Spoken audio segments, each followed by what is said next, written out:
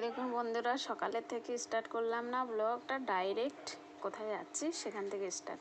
আমরা বেরিয়ে পড়েছি, হোটেলে খাওয়া দাওয়া করে চলে এসেছি স্টেশনে। এই যে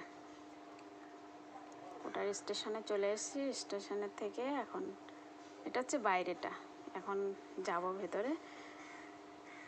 এই যে ভেতরে চলেও আসছি, না ভিতরে যাচ্ছি।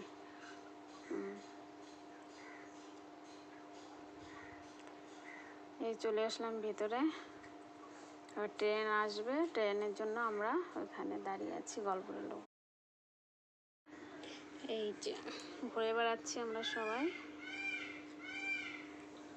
রাত 12টার সময় আমরা ট্রেনে উঠেছিলাম, আর তার পরের দিন সকালে 6টায় নেমে গেছি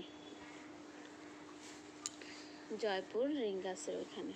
জয়পুর তো না, রিঙ্গাসে নেমে গেছি আমরা।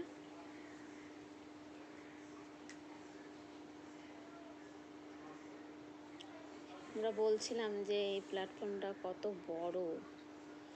দুই মেয়ে ছিল সঙ্গে, আমি, আমার ননদ, নন্দে জামাই, তারপরে আমাদের ওর বাবাও ছিল।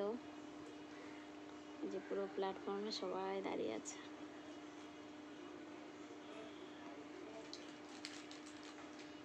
একটু দেরিতে এসেছিল ট্রেনটা, বেশি না, 15 মিনিট দেরি ছিল, লেট ছিল আর কি। আমরা ট্রেনে উঠেও গেছি, এই যে সিটে বসে গেছি। এই দেখুন সবাই এসিতে গেছিলাম, এমনি নর্মাল সিট পাইনি আমরা, যার জন্য এসিতেই যেতে হয়েছে। এই যে এসি সিটে বসে গেছি। আমাদের সব ওপরের সিট ছিল, যাতে আমাদের খুবই অসুবিধা হয়, কিন্তু কিছু করার ছিল না, টিকিটই পাওয়া যাচ্ছিল না। থার্ড এসিতে গেছিলাম আমরা।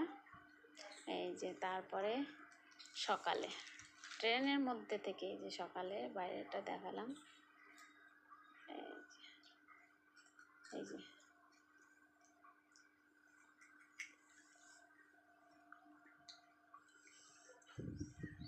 ট্রেনে চড়তে বেশ ভালোই লাগে। আমার তো এসির থেকে এমনি নর্মালটাই বেশি ভালো লাগে। এই যে সকালের সূর্যটাও দেখাচ্ছিলাম।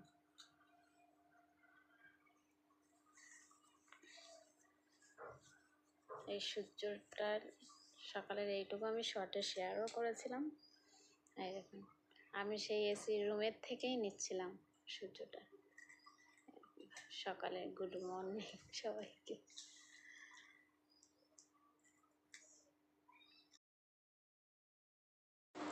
এই দেখুন আমরা ট্রেন থেকে নেমে টুকটুকিতে বসে গেছি।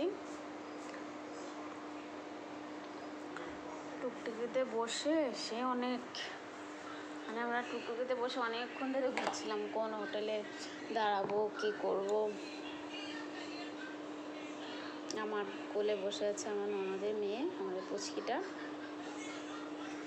ওটা বসে আছে।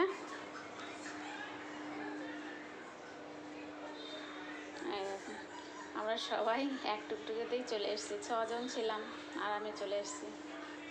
এই দেখুন, এই যে তোরণ গেটটা একটু একটু দেখা যাচ্ছে। আমরা যাচ্ছিলাম খাটু শ্যামজি, তার জন্য এই যাওয়াটা শেয়ার করলাম। এই দেখুন গেটটা।